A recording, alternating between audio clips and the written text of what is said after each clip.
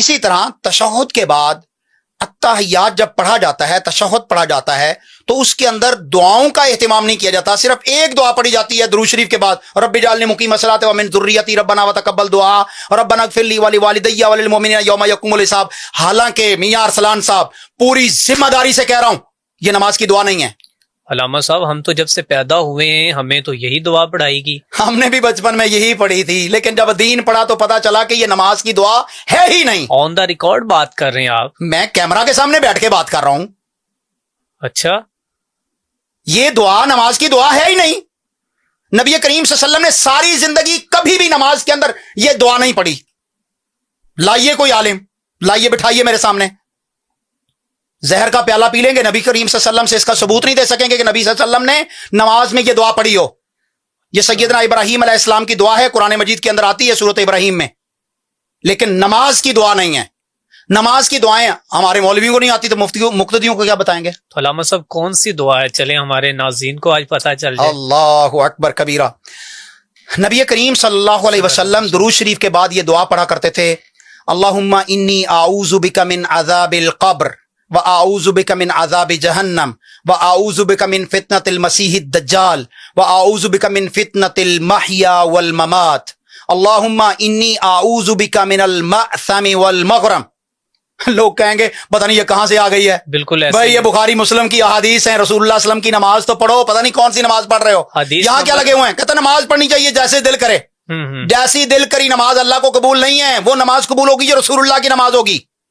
پھر نبی کریم صلی اللہ علیہ وسلم نے دوسری دعا سکھائی، اللہم انی ظلمت نفسی ظلما کثیرا ولا یغفر الذنوب الا انت فاغفر لی مغفرۃ من عندک وارحمنی انک انت الغفور الرحیم۔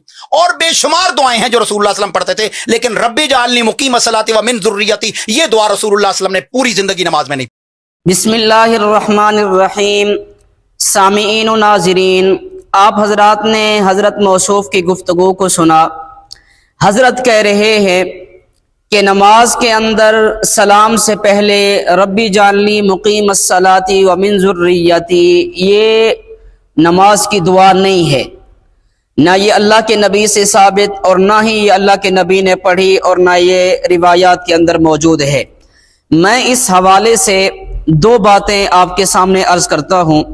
سب سے پہلی بات تو یہ ہے کہ آپ ہمارے موقف کو سنیں اور سمجھیں۔ ہمارا موقف تخییر کا ہے کہ ایک مسلمان کو، ایک امتی کو اختیار دیا گیا ہے کہ وہ سلام سے پہلے قرآن و حدیث سے منقول جو دعا پڑھنا چاہے پڑھ سکتا ہے۔ یہ دیکھیں میرے ہاتھ کے اندر نماز حنفی موجود ہے، اس کے اندر حضرت مولانا خیر محمد جلندری رحمت اللہ علیہ نے جب درود پاک کے بعد دعاؤں کا ذکر فرمایا تو حضرت نے صرف ایک دعا ذکر نہیں کی بلکہ مختلف دعائیں لائے ہیں۔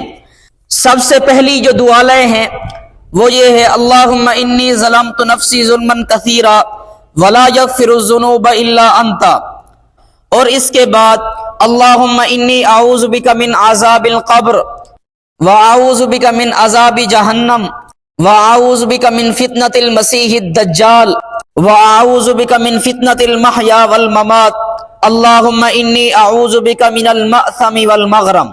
تو حضرت نے بھی مختلف دعائیں ذکر کی ہیں۔ اب اس سے مسئلہ سمجھ میں آ گیا کہ ہمارا موقف تخییر کا ہے۔ اور دوسری بات یہ ہے، حضرت موصوف نے جو دعائیں پڑھی ہیں آپ اٹھائیں، صحیح بخاری کی پہلی جلد صفحہ نمبر 115 پر موجود ہے۔